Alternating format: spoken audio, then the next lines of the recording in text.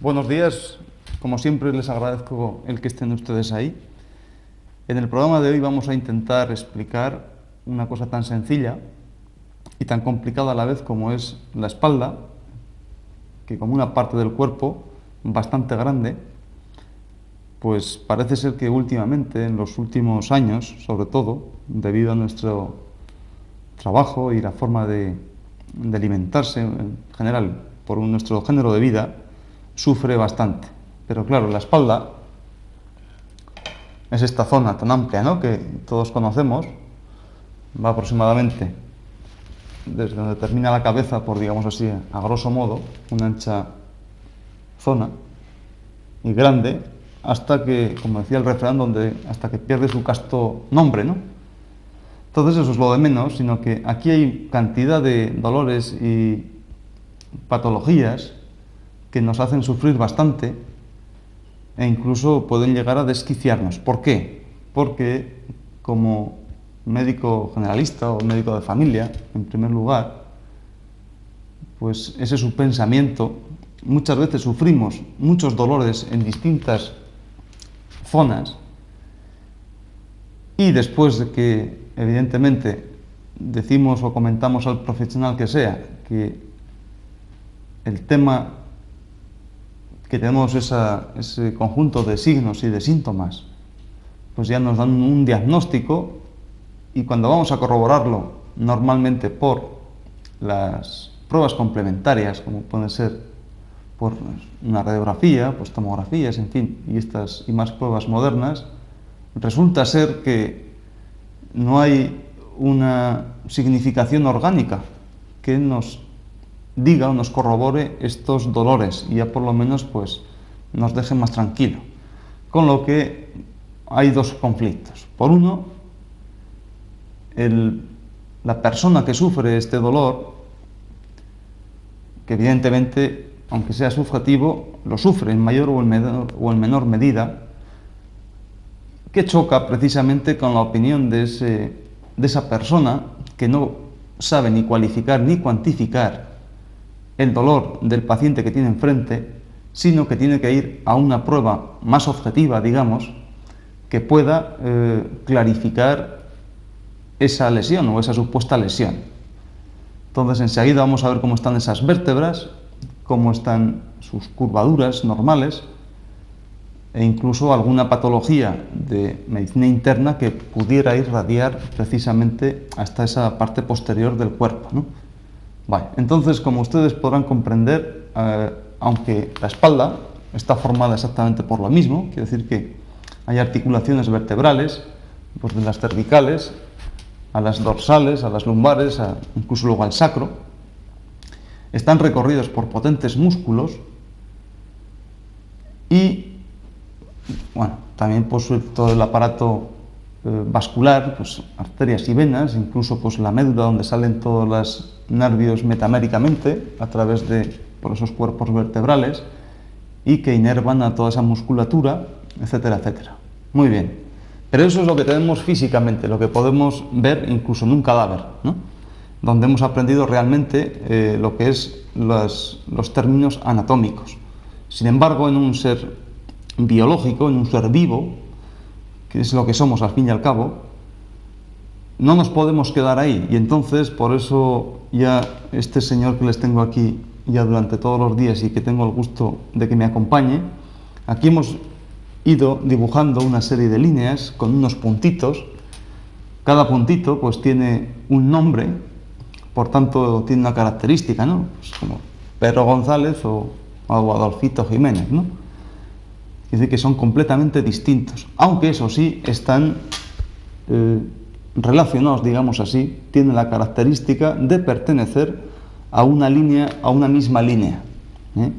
Entonces esta misma línea, que es lo que nosotros llamamos meridianos, ustedes ya van sabiendo, pues es precisamente el representante que tiene un órgano o una víscera en el interior.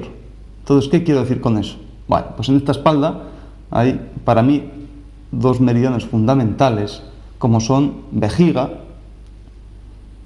y otra línea que atraviesa, que empieza en el mismísimo ano, va extendiendo hacia arriba, siempre como si fuera un tendido eléctrico, y cuyos postes son las apófisis espinosas de todas las vértebras. Entonces, en ese sentido, va recorriendo de abajo arriba, sube siempre por la parte medial, hasta terminar precisamente aquí encima del labio superior. Entonces, ese es un meridiano que llamamos meridiano de vaso gobernador, digamos que es el meridiano superficial de alta tensión, que era compañero, digamos así, de otro meridiano que iba justo al contrario, por la parte anterior. Entonces, nacía precisamente en la parte más anterior del esfínter anal, iba ascendiendo también por la parte medial y anterior del cuerpo hasta terminar debajo de este labio inferior. De tal manera que aquí teníamos como una pila, digamos así.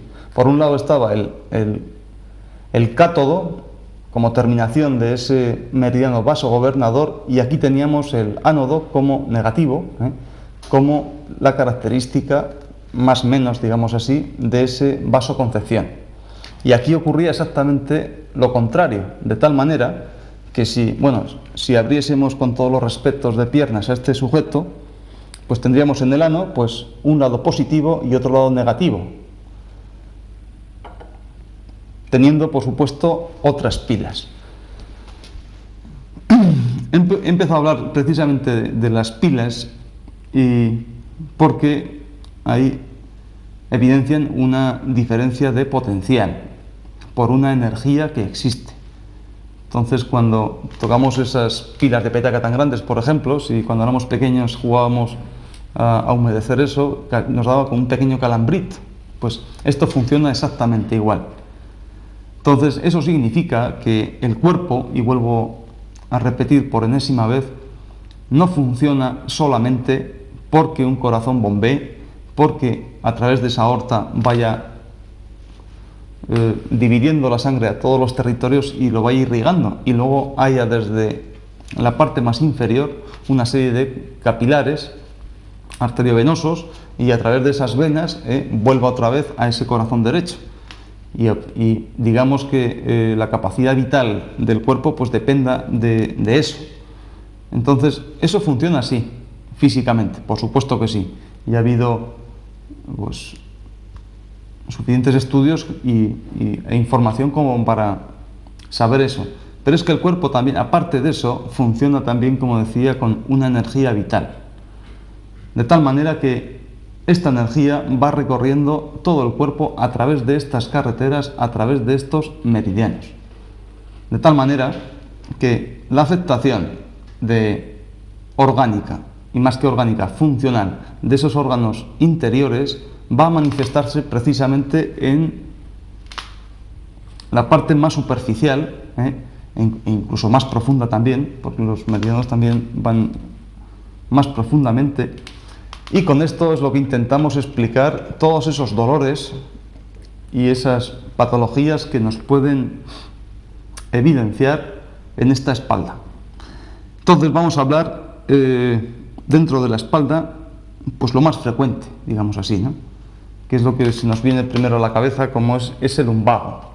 Entonces, ese lumbago, en la inmensa mayoría de las ocasiones, no tiene ninguna significación orgánica. Quiero decir que las vértebras están funcionalmente están bien, orgánicamente también están bien, la musculatura también está bien, no hay ningún pinzamiento que se pueda evidenciar, pero sin embargo somos incapaces de mantener, por supuesto, la postura como este señor, por algún esfuerzo que hemos hecho. Decimos normalmente que es por un esfuerzo, por un trabajo. Ya les comentaban en otras ocasiones que eso suele ser en un 90% de los casos por un accidente de la cama, o sea, ser por un sexo mal hecho o muy hecho, demasiado abusado, de tal manera que esta zona se queda completamente engatillada.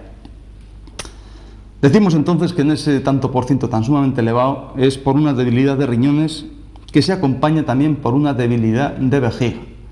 Entonces vuelvo a decir que riñones, orgánicamente, tengo que repetir tantas veces estas cosas porque tiene que ser así, vamos. Riñones están aquí, vejiga está en el vientre inferior, como órgano, pero se manifiesta precisamente ahí. Se acompaña precisamente por una contractura del abdomen. Y es precisamente en este abdomen, porque si decimos que es por una debilidad de estos riñones que están aquí, y precisamente por una debilidad de vejiga, se acompaña por engatillamiento de la parte lumbar, pero también por una contractura fuerte de esta musculatura de los rectos anteriores del abdomen, por toda la prensa abdominal muy contraída. Y eso es precisamente, que ya empezamos a hablar en otros programas, precisamente que vejiga tenía un compañero como primera barrera que era intestino delgado, y evidentemente, anatómicamente, intestino delgado también está en el vientre. Lo ocupa todo él, y que estaba rodeado precisamente por ese intestino grueso. Bueno, más que dolor, ustedes sabrán ya, se siente una rigidez, o sea, como un bloqueo entre la zona rígida y la zona flexible. Y es precisamente en todo este cinturón, por eso en ese programa de hoy lo vamos a titular el cinturón. Entonces el cinturón, imaginemos, porque, bueno, todos sabemos, ¿no? Nos ponemos un cinturoncito para sujetarnos los pantalones o cualquier otra vestimenta. Entonces, ¿por dónde? ¿Qué es lo que nos aprisiona precisamente ese cinturón? Bueno, pues, ¿o qué puntos fundamentalmente, o qué zona suele apretar? Entonces, yo les he hecho aquí un pequeño esquema. Tenemos lo que es la parte del ombligo, y entonces ambos lados vienen por aquí unos meridianos, como es estómago, bazo, vesícula biliar, hígado, en fin. Pero en esa zona de este cinturón y por la parte posterior, precisamente no lo ponemos por aquí. Y antiguamente, esto ya no se ve porque ya nadie hace esos esfuerzos tan grandes, excepto estos levantadores de pesas, solían llevar unos cinturones muy gordos, precisamente, y decían las personas que era para que no se herniase, para que no saliesen, no rompiese esos vientres musculares y saliesen a partir de ahí, pues víscera, ¿no? Como era sobre todo, pues trocitos de intestino. Entonces, esa es la zona precisamente de la fuerza. Esa es la zona donde ocurren los engatillamientos. Esa es la zona que, ante la debilidad constitucional o por la razón que sea, sufrimos, es por donde antes se quebranta, y es precisamente porque ese es el pilar fundamental de absolutamente toda la espalda, incluso más que sacro, sino esta zona precisamente que suele coincidir aproximadamente con la vértebra lumbar número 2. Entonces, en esta vértebra, como ya decíamos, pues pasan dos meridianos fundamentales, este vaso gobernador que yo les decía y estos meridianos de vejiga, que por su recorrido doble a ambos lados de esa musculatura tan fuerte va recorriendo. Entonces, cualquier debilidad se va a manifestar precisamente en estos meridianos y precisamente en esta zona que yo les he comentado. Entonces, en esta zona vamos a empezar el cinturón por la hebilla. La hebilla iría aproximadamente un poquito más abajo de lo que es ombligo, y ahí teníamos ya pues un punto en el mismo ombligo. Ya les voy a dar terminología, cómo se llaman, con nombres y apellidos, pues para que lo conozcan mejor. Aparte de eso, son tan buenos que no se merecen estar innominados, ¿no? Este punto, que coincide justamente con ese ombligo, se llama Synquol, que la traducción a castellano podría ser pues Palacio del Espíritu, la entrada divina, etcétera, etcétera. Entonces, a este punto a mí me encanta, ustedes también si quieren lo pueden probar, o yo le llamo un poquito así familiarmente para mis adentros, pero que ahora yo los digo, el punto del secador de pelo. ¿Por qué? Ahora en verano, cuando hace tantísima calor, y los niños pues suelen sufrir de todas esas diarreas con una fiebre altísima. Bueno, los niños casi siempre manifiestan así, ¿no? Con esos dolor tipo cólico, como retorcijones. Entonces a mí me gusta, a los niños de mis amigos, pues ponerle precisamente como un papelito, así doblado, ¿no? Ponérselo precisamente en ese ombligo y con un secador de pelo darle mucho calor durante 10, 15, 20 minutos. De tal manera que con ese calor ya no hay tanto empastamiento abdominal. A las pocas horas esa diarrea, que es por frío precisamente, suele desaparecer. Por consiguiente, la fiebre, como ese también suele desaparecer, bueno, también podemos ayudar con alguna otra medida, pero que no tiene más significación, ni hay un proceso infeccioso, ni vírico, ni absolutamente nada, sino que es una debilidad por frío precisamente. Entonces, este punto también nos servía a nosotros como diagnóstico diferencial, ¿no? Entre lo que era, podíamos probar, ¿no? Entre una apendicitis o un proceso de apéndice y una adenopatía mesentérica, una inflamación de un ganglio de esa arteria. Entonces, con el calor, esa apendicitis iba a empeorar muchísimo, y sin embargo una adenitis precisamente mejoraba casi desapareciendo esa inflamación linfática. Otro punto a la izquierda de este ombligo ya tenemos, se llama Maingu. Entonces no vamos a dar mucha característica. La traducción al castellano puede ser asentimiento de los centros vitales. Otro punto ya venía con Cheonchu, un punto de estómago, porque estaba en este meridiano de estómago, es exactamente Cheonchu. Entonces nosotros decimos que este es un chalet de intestino grueso, como una embajada de intestino grueso en otro país, digamos así, ¿no? Como era el meridiano de estómago. Cheonchu significa columna del cielo. Como decíamos, es un chalet de intestino grueso, el meridiano de estómago. Le llamamos punto alarma o punto heraldo o punto mo, porque entra directamente el control de ese estómago, intestino grueso, o podríamos decir por los 5 elementos. Estómago era característica tierra, intestino grueso era característica metal. Digamos que era como un juego de paz entre estómago e intestino.